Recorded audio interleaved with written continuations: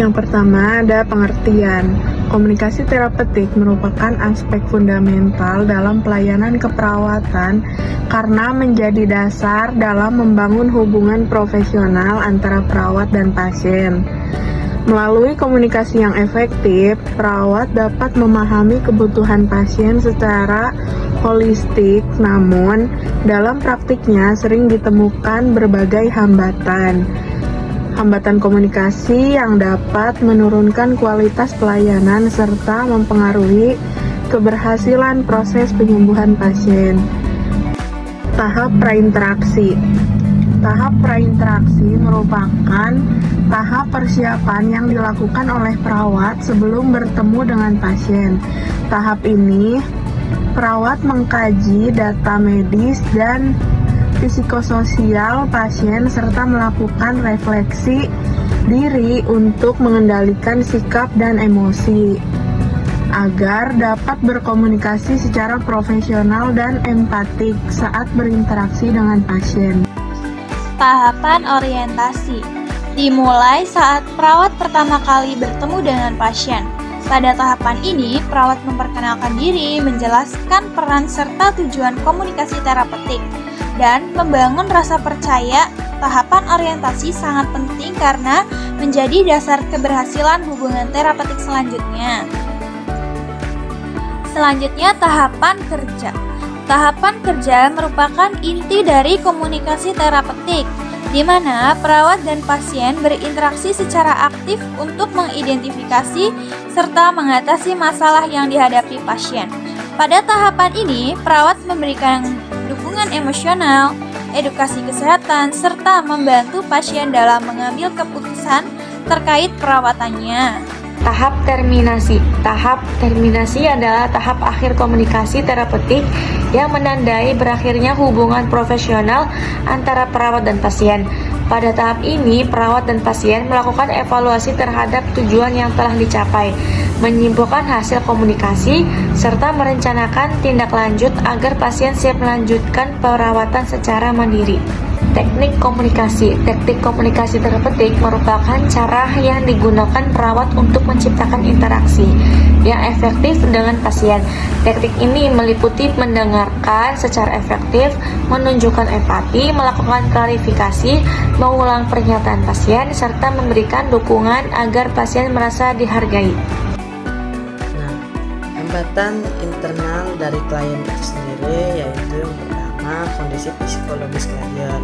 Keadaan psikologis ini tuh seperti cemas, takut, depresi, marah, atau trauma itu dapat membuat klien sulit berkonsentrasi dan mengekspresikan perasaannya. Klien bisa menjadi tertutup, menangis, atau tidak kooperatif dalam komunikasi. Yang kedua itu tingkat pendidikan dan pengetahuan klien.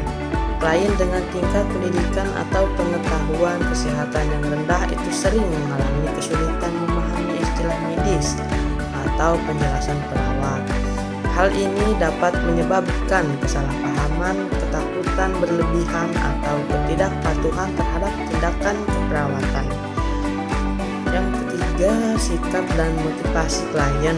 Sikap klien yang pasif, tidak percaya pada tenaga kesehatan, atau kurang motivasi untuk sembuh dapat menghambat komunikasi. Klien mungkin tidak mau bertanya, tidak jujur dalam menyampaikan keluhan, atau menolak saran perawat. Baik, selanjutnya yaitu hambatan eksternal. Hambatan ini tuh berasal dari luar individu perawat dan klien, namun sangat mempengaruhi kelancaran dan efektivitas proses komunikasi terapeutik. Yang pertama yaitu hambatan lingkungan fisik.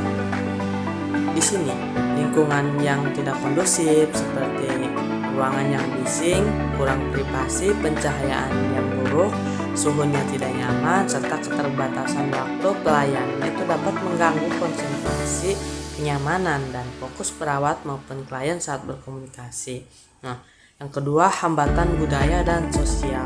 Perbedaan latar belakang budaya, nilai, kepercayaan adat, dan norma sosial antara perawat dan klien itu dapat menimbulkan perbedaan persepsi, cara berpikir, berpikir dan cara mengekspresikan perasaan sehingga berpotensi menyebabkan kesalahpahaman. Yang ketiga, hambatan bahasa. Perbedaan bahasa atau dialek itu antara perawat dan klien itu menjadi hambatan utama dalam komunikasi terapeutik.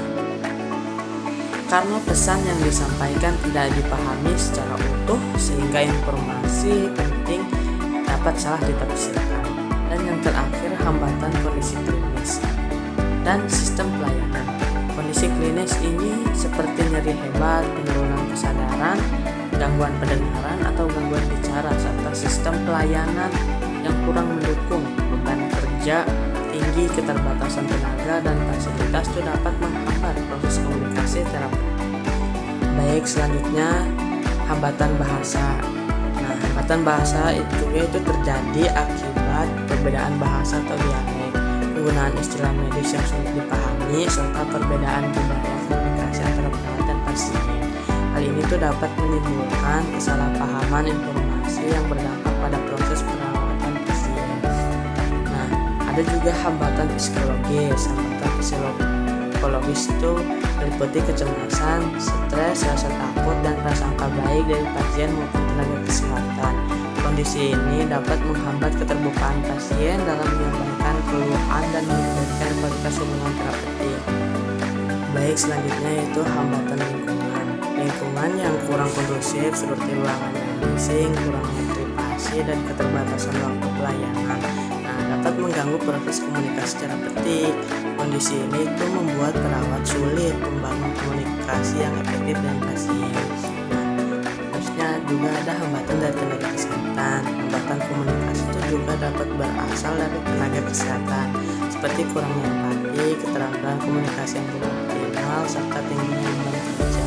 Hal tersebut dapat menurunkan kualitas interaksi antara perawat dan pasien apabila tidak ditangani